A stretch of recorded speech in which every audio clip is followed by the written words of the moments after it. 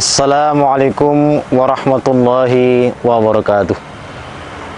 Alhamdulillah alladzi arsala rasulahu bil huda wa dil haqq liyuzhira 'ala dini kullihi wa kafa billahi syahida. Asyhadu an la ilaha illallah wahdahu la syarikalah wa asyhadu anna Muhammadan 'abduhu wa rasuluh alladzi la nabiyya ba'dah. Allahumma salli wa sallim ala Muhammadin wa ala alihi wa ashabihi ajma'ina amma ba'du. Qala Allah ta'ala, a'udzu billahi minasyaitonir rajim, bismillahirrahmanirrahim.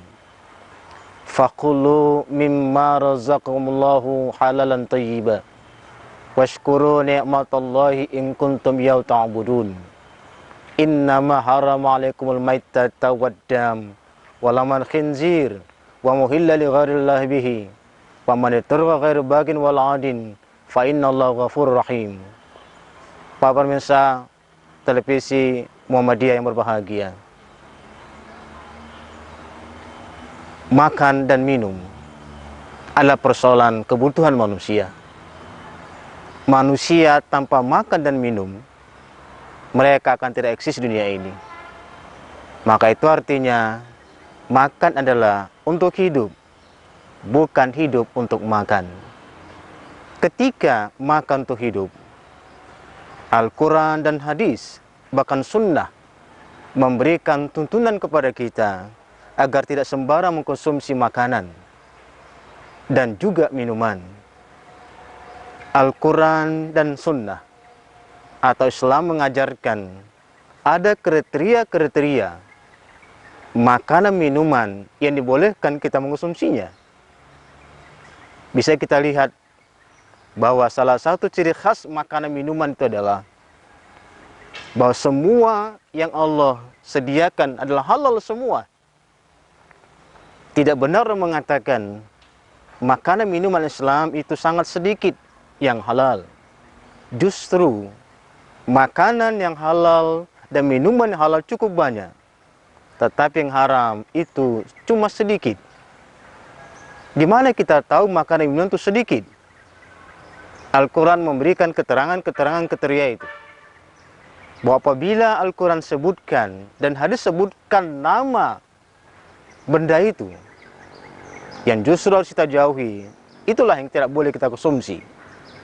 Misalnya tahapan makanan, darah, bangkai, daging babi, bahkan nama-nama binatang lain disebutkan dalam hadis cukup kriteria penting untuk tidak konsumsi. Misalnya dia bernuansakan kekotoran. Allah mengatakan kalimat itu, ayuharimu alimul khaba'ith, haramlah kepada kamu yang jorok-jorok dan kotor. Kemudian Rasul sebutkan lagi seperti apabila kamu ketemu binatang ini di tanah Arab, di tanah Arab harus kamu bunuh. Misalnya tikus, kemudian ular, burung gagak, anjing gila, dan burung elang. Inilah kriteria yang menyebabkan kita tidak mengkonsumsinya. Bahkan kata Rasul, jangan bunuh 4 ekor binatang ini, seperti semut, taun, burung hudhud, dan burung suradi. Inilah kriteria kita sebutkan dalam ayat dan hadis yang tidak boleh kita sentuh untuk mengkonsumsinya. Ini kategori dunia hewan. Di tumbuh-tumbuhan jarang sekali kita melihat adanya Al-Quran hadis mengharamkan tumbuhan ini. Kecuali bentuk minuman, itu pun diolah manusia. Seperti dalam kalimat Al-Quran, innamal khamru wal maisir wal ansab azlam rizum min amali syaitan fajtanibuh. Bahwa di sana terdapat minuman yang dilarang oleh agama adalah khamar. Dan khamar itu bukan ciptaan Allah, tetapi justru adalah yang diolah manusia. Pak pemirsa TV yang berbahagia, Tujuan ini semua yang Allah haramkan kepada manusia dan Rasul haramkan kepada manusia adalah justru untuk kebaikan mereka, demi kesehatan mereka, demi kebahagiaan mereka. Bahkan Imam Ghazali pernah mengatakan dalam Mustasfa, walaupun makanan dan minuman itu halal, tetapi apabila berbahaya, justru itulah dilarang dalam agama.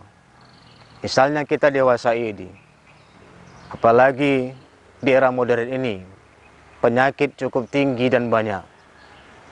Terkadang usia-usia 40 tahun ke atas, mereka tercegah mengkonsumsi manisan-manisan. Padahal yang namanya manisan itu halal. Tetapi kemudian kalau berbahaya bagi manusia, umpama secara logika sajalah dulu, orang-orang berpenyakit diabetes mellitus, yang kata dokter seringkali tidak boleh konsumsi manisan. Padahal sesungguhnya manisan ini adalah halal. Tetapi ketika mereka konsumsi, maka agama melarangnya. Karena ada kata Rasul, la darar wala dirar, tidak berbahaya bagi diri dan berbahaya bagi orang lain. Disinilah konsumsi makanan minuman justru untuk kesehatan manusia. Berbahagialah seorang muslim, kemana dia pergi, dia selalu melihat makanan minuman itu.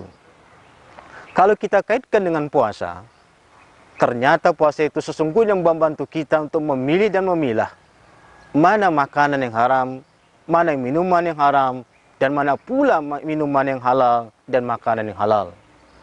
Ketika kita berpuasa, justru kita tidak memperhatikan makan apa yang kita konsumsi siang ini.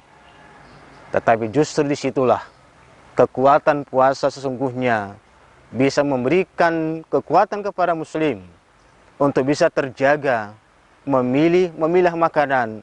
Sesungguhnya dalam Al-Quran dan hadis perlu kita perhatikan dan kita jaga. Pak pemirsa TV berbahagia, Islam berbeda dengan agama lain. Islam menyuruh umatnya agar hidup dengan bersih, bersih pakaian dan bersih makanan.